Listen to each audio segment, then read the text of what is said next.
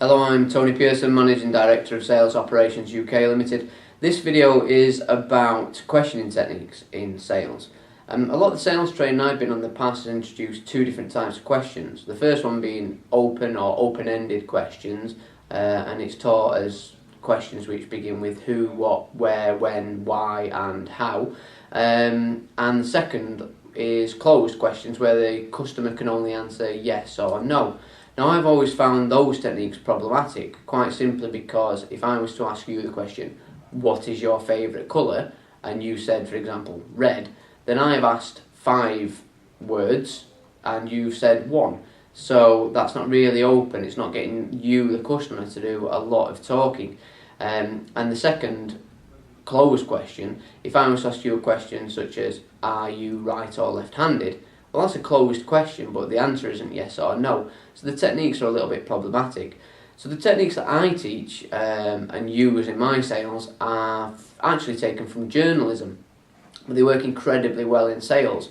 If a journalist is interviewing somebody, then the audience or the reader wants to hear from the person being interviewed, not the interviewer. And that's much the same as same situation that we have in sales. So the person we should be hearing from in a sales situation is the customer, a lot more than yourself. So the techniques we're going to run through here actually have 3 different layers of question.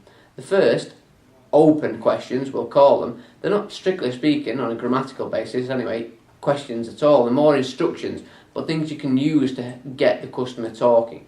So they'll be used, for example, if you're sat at the beginning of a sales meeting, to get into the meeting, try and build up a picture of what the customer does at the moment and how their business operates. These questions begin with tell me, explain, describe. Those are taught in journalism as TED. I had a 4th, which is talk me through. The talk me through one I use a lot because it sounds a little bit more natural in a lot of situations than saying explain or describe. So for example, nice and straightforward, rather than, if I was to try and find out more about you, rather than ask you 20 questions, what's your name, how old are you, where do you live, what do you do for a living, where do you like to go on holiday, etc. I can ask you one question. I can say, tell me about you. And that will give you as much leeway to talk for as long as you felt necessary, bringing up any information that you thought was most important to you or was most relevant.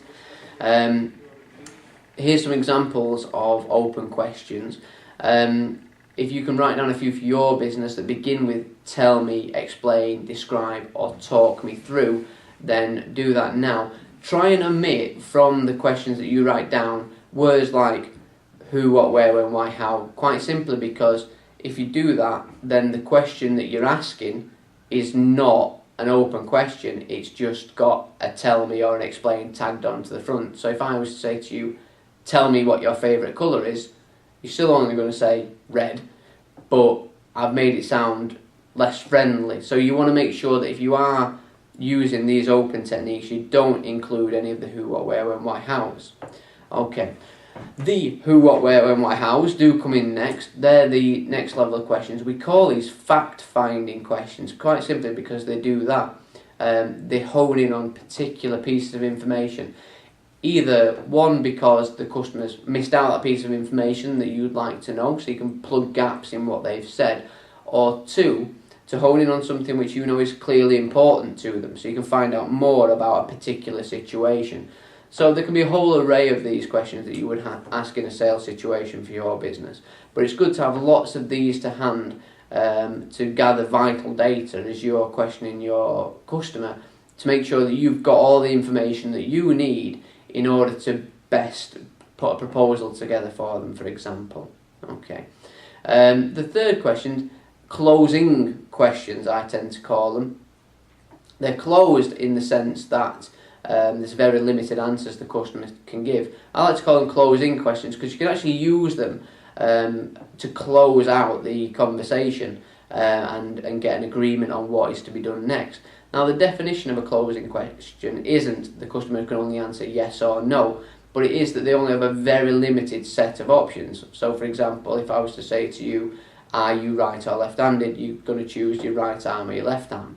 If you prefer white or brown bread, etc. You can even, there's not just always two options, sometimes it can be three. So if you wanted to ask if somebody preferred a red car, a blue car or a green car, for example, it's still a closed question because of very, very limited answers that the customer can give. But we're not restricted to answering these, asking these ones which are just yes or no. So there's lots of examples here about closing questions. So if you can do it towards the end of a meeting, if you can say, would you like me to do that for you? Is there anything else you need to ask? So you're just certifying everything you've been through. So you'll see that what you've essentially created is a funnel system of questions, nice open questions at the top, fact-finding questions to hone in on what's really important to the customer and get the most salient points out of the meeting, and closing questions in order to close that meeting out. What this enables you to do is actually control a conversation or guide a conversation with only doing 20% of the talking. So as the interviewer, you certainly should be doing a lot less of the overall talking, but you should still be the one who dictates the structure of the meeting and make sure that by the end of the meeting you've got out everything you possibly could. So by clearly understanding these questioning techniques, you're best able to guide a meeting from, right, what are we here to talk about, through some definitive action at the end. Okay. There's more questioning techniques that can be implemented which are specific to your business. If you have any questions, or you want to send me any examples, I can give you some feedback, then email those to me, tony.pearson@salesoperationsuk.com. For now, thanks for listening and happy selling.